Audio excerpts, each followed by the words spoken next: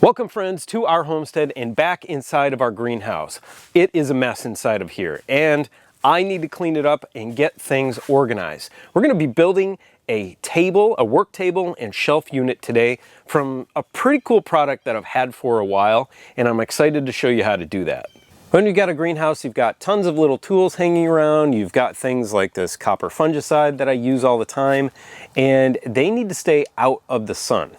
I've got little parts and pieces for the watering system. I've got my paracord twine that I use all the time, and all that stuff has to have a place to go.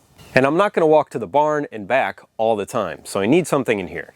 My quick system of taking care of this problem was to get some 5-gallon buckets, turn them on their sides, and hide these inside so they stay out of the sun. Well, I can't do that anymore. It's just cluttered and a complete mess in here. That's my fault, but we need something better. Let's go build it.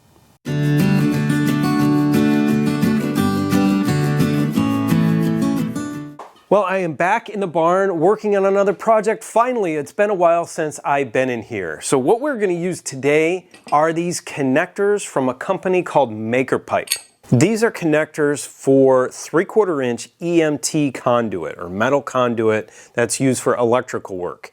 And that conduit is fairly inexpensive compared to a lot of other things on the market. But what I'm going to be doing today is just building a simple table with a shelf in the middle, and I'm going to try to put some covering around the sides to keep that sun off of all my equipment while it stays in the greenhouse. For my tabletop, I'm just going to be using some 1x10 boards with these 3/4 inch pipe straps. Honestly, you can use whatever you want for the tabletop. I was in Lowe's, I just grabbed these. I thought it might be the best option for me, but you can use plywood, you can use even some like cedar fence slats if you want, if they're thick enough and it's not going to give.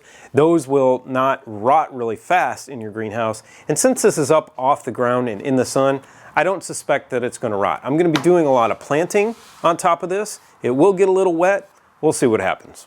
Now the EMT conduit itself, like I said, is fairly inexpensive compared to a lot of other things that you could build a strong table out of or shelf out of that can be moved around and taken apart really easy, put back together, reconfigured for repurposed, added onto. That's the neat thing about these connectors is you can always continue to modify it.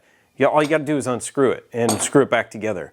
But this EMT conduit, this is $12 for a 10-foot 3/4 inch, and I believe these were $7 for some 5-footers, 3/4 inch. So in total, I think everything was $52 for what I'm going to be using for this particular 5-foot wide by 2-foot deep bench. Now when you're cutting EMT conduit, you can use so many different things. I have a metal blade for my jigsaw, but I really need to put this in a vise so that it doesn't roll all over the place. I'm not going to use that today. You can use a cutoff wheel with an angle grinder, which works quite well. You can use a good old hacksaw, which is fine. You can use a sawzall with a metal sawzall blade on it. Again, you're going to need a vise so that doesn't run around everywhere. Or again, you can use the pipe cutter, which is the traditional method to cut conduit like this. Let me show you up close really quick what these Maker Pipe connectors look like. These straight T connectors have this kind of puzzle shape on the end so they don't pull apart once they're around the conduit. And they just go together with this 5mm hex bolt and this interesting type of nut on the other side.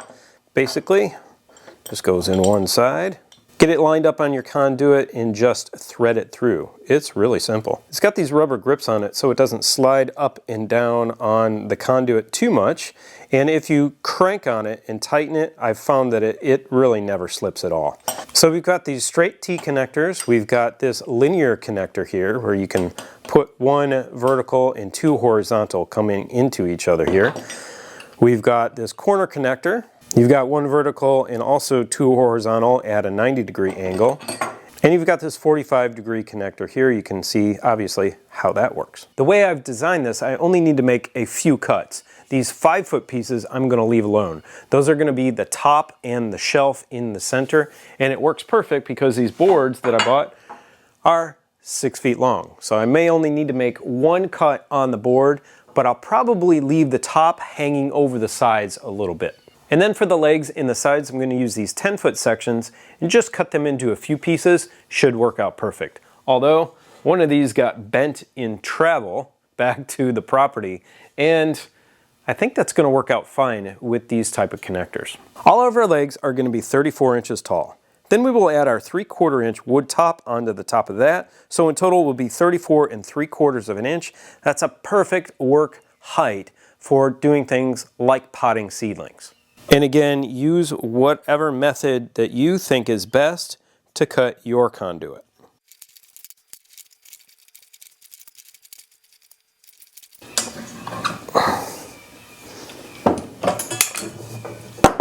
If you need to clean up the edges of your EMT, just use a file like this. It took me just a few minutes to cut all of that conduit. Now it's time to get our tabletop together. So I've got the first corner of the tabletop done with the first leg. I'm going to complete that, and then we'll put the shelf in the middle, and then we will put on the tabletop itself. I found it easiest to thread these on first so that you've got a complete unit, and just barely thread them on the end. What we're going to do now is we're going to take our leg and put it in the corner first before we stick it on to the supports for our tabletop. And it's also easiest if you have your bolt head facing to the outside, because you're going to need to tighten that, and it's much easier doing it that way. The corner piece stays in really easily with just a little bit of tightening on the edges. And once you get these tightened down just a little bit, that conduit doesn't even rotate within there. It's clamped really tightly. And you can crank on these as hard as you want. It's that simple. Now on to the next corner.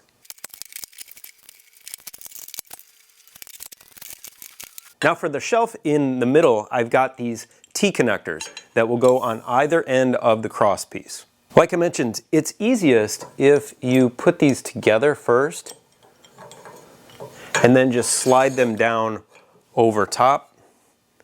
Put in your other piece and start cranking it down at whatever height you want it.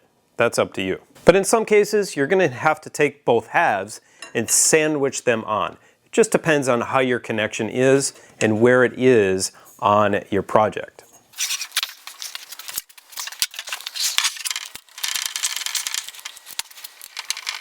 Now that we've got our cross members on, we can put our shelf supports across the center.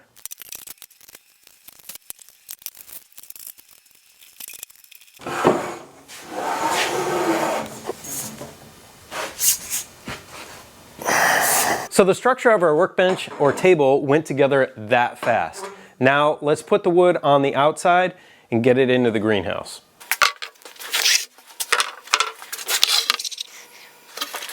The best thing to attach your wood pieces to your pipe are going to be these pipe straps. Now you can get them one-sided or two-sided like this. It just depends on where it is located on your pipe. If it's hanging to the edge, you want these. If it's in the middle, you want those. We're going to connect them with some flathead number 8 3/4 inch wood screws. And then it's pretty simple. Whatever configuration you make your table, just connect your boards to your pipe using the pipe straps.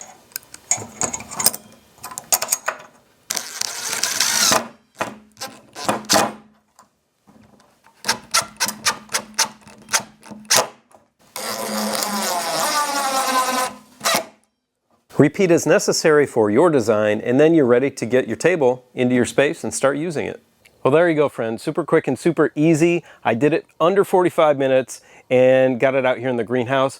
We can do our potting up here on the top, and down below you can see I've got a ton of storage on just those shelves. I did leave the boards extended out over the edge. No big deal. I'm not going to trip on them, and I've got extra storage. If you're interested in these maker pipe connectors, I'll put a link in the description below the video.